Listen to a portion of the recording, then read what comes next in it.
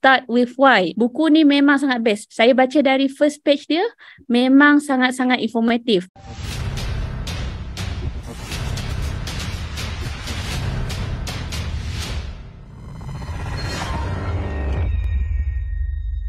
So dalam buku ni, sebenarnya dia mengatakan lebih kepada why. Okey, ramai company dekat luar sana tak tahu kenapa customer dia dia sendiri tu pilih company tersebut. Ramai company dekat luar dia tak tahu kenapa customer dia pilih dia. Mostly akan cakap sebab kualiti, harga, servis yang diberikan. Dan sebenarnya ada dua cara untuk kita influence human behavior, iaitu dari segi manipulation.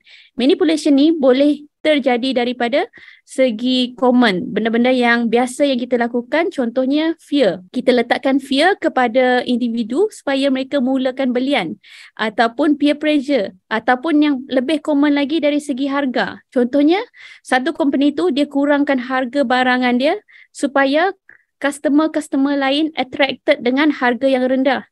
Benda ni berkesan in short term, tapi in long term, bila customer tu dah terbiasa dengan harga murah, agaknya sukar untuk berbelanja lebih daripada itu. Contohnya company tu dia nak introduce satu benda baru.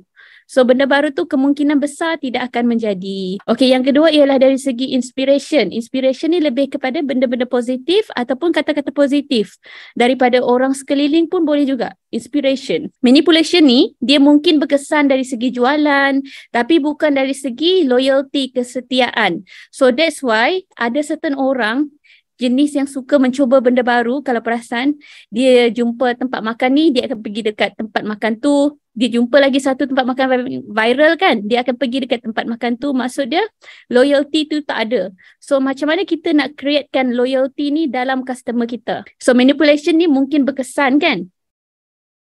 Tapi bukan dari segi loyalty. Loyalty lah yang kita nak cari dekat customer-customer kita.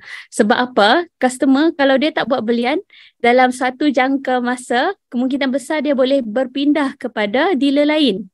Jika kita tidak peka.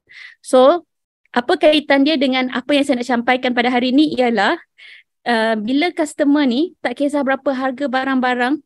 Contohnya, benda yang loyalty yang kita boleh tengok sekarang, yang fenomena sekarang ialah dari segi iPhone. Once dia start keluar, dia baru keluar tu, ramai orang berpusu-pusu pergi beli. Sampai sold out, sanggup buat pre-order. Okey, kenapa? Apa beza iPhone ni, Apple ni dengan company brand-brand lain?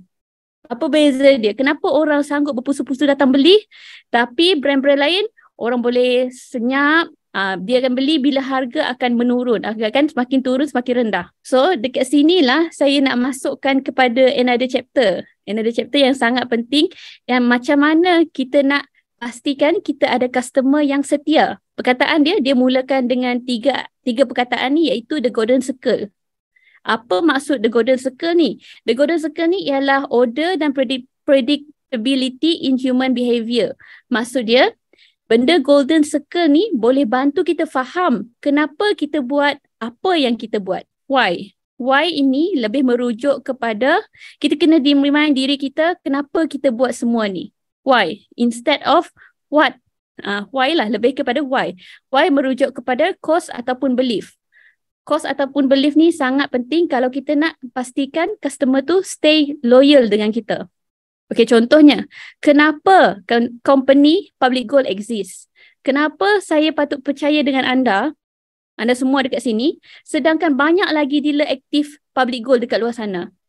Apa yang anda boleh providekan kepada customer anda? Kena faham, people don't buy what you do. People buy why you do it. What they do and why they do it, itulah yang menyebabkan Apple stand out daripada company-company lain. Sebab apa? Sebab everything they do is to challenge the status quo and empower the person individually.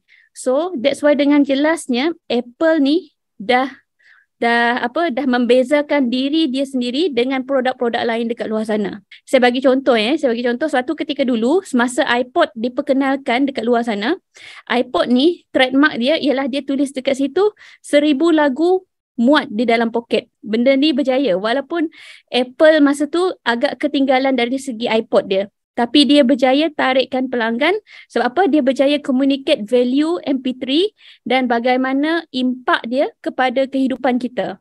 So dari sinilah kita nampak marketing professional akan kata Apple jual lifestyle. The product they choose become the proof of why they do things that they do.